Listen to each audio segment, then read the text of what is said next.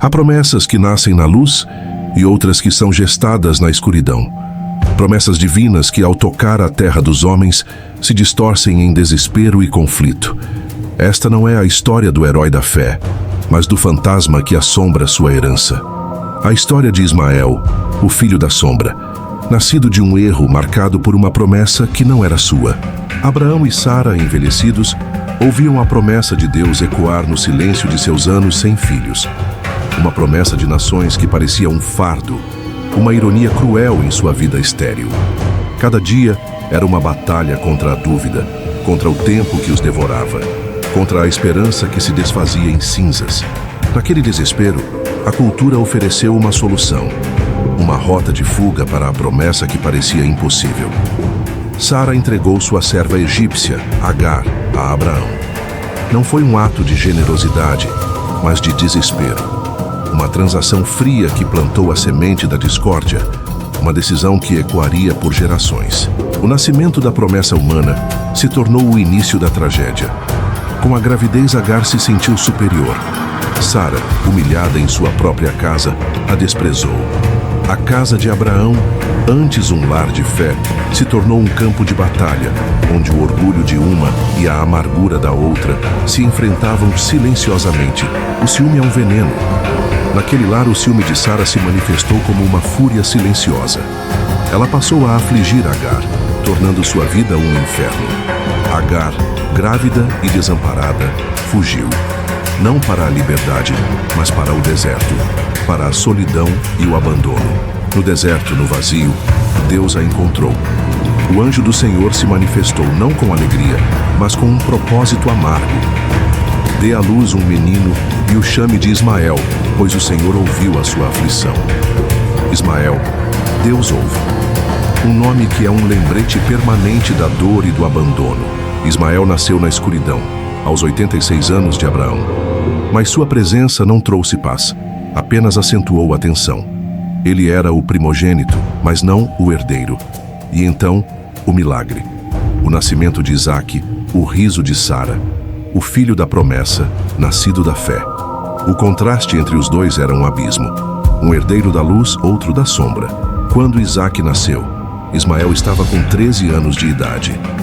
O nascimento do filho de Sara gerou um conflito inevitável. Quando Isaque foi desmamado, a festa foi um triunfo para Sara. Mas Ismael, já um adolescente, não era um estranho, mas um intruso. Seu riso sarcástico, sua zombaria, foi a gota d'água. Sara viu nele uma ameaça, um lembrete do seu erro e do seu ciúme. A decisão foi brutal. Livre-se daquela escrava e do seu filho, porque ele jamais será herdeiro com o meu filho Isaque.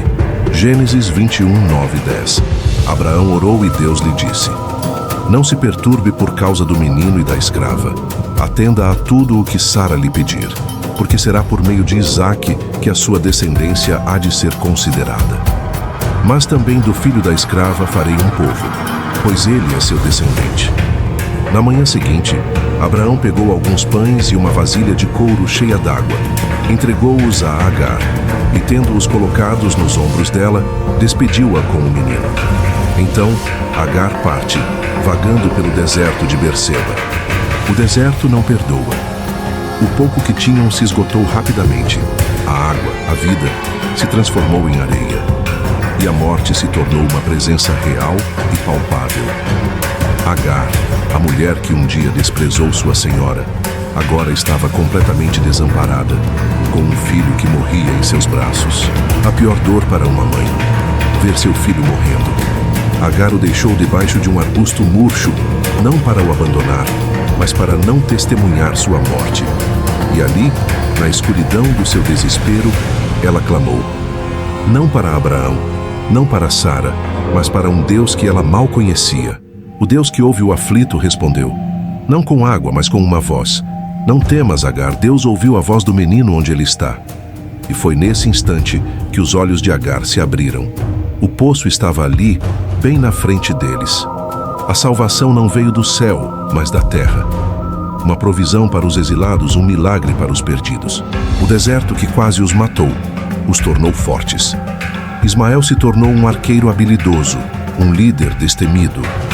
A promessa de Deus se cumpriu. Ele se tornou pai de 12 príncipes, a origem de uma grande nação. O deserto se tornou sua casa, a hostilidade, sua natureza. Ismael não foi o escolhido, mas foi o abençoado. Enquanto Isaque crescia no conforto da promessa, Ismael forjava sua identidade na dureza da areia. O contraste era brutal. O herdeiro da luz e o herdeiro da sombra. Um, o patriarca de Israel. O outro, o patriarca das nações árabes. A história de Ismael é um alerta. Um lembrete de que a pressa humana pode gerar consequências irreversíveis. Abraão e Sara não esperaram, e o fruto de sua impaciência foi um legado de conflito. Mas é também a prova da infinita misericórdia de Deus. Mesmo no meio do nosso erro, Ele não nos abandona. O Deus que respondeu ao choro de Agar ainda responde ao clamor de quem se sente perdido. Ele revela poços de água onde só há areia e impossibilidade. A história de Ismael é um farol para os que se sentem esquecidos, para os que estão nas margens.